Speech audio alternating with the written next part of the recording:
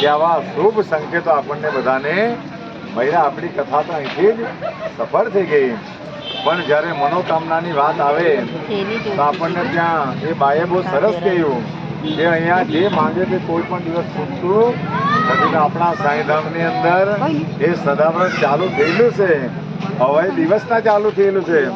બાપાને ને વીરબાઈ માતને પ્રાર્થના કરીએ કે તમારા આશીર્વાદ કોઈ પણ દિવસ સફળ થતા તો હવે સદાને માટે સાંજે પણ ચાલુ થઈ જાય અને ભક્તો સદાને માટે 24 કલાક ભજન અને ભોજન ચાલુ થાય એવી જલા બાપાના ચરણમાં પ્રાર્થના.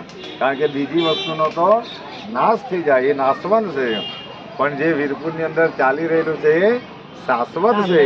તો બધા જ ભક્તો સાથે મળીને ભગવાનની ભક્તિ કરે અને આ જીવન મળેલાને ધન્ય કરે એવી જલા બાપાના સમાધિને પ્રાર્થના, વીરબાઈને પ્રાર્થના, જલા બાપાના ગુરુજી એવા ભોજલરામ બાપાના ચરણમાં પણ વંદના કરી લઈએ. અને હવે આપણે પહોંચીને મૂળ કથાના જગ્યા પર જઈએ. બાપાને પ્રાર્થના કરીએ.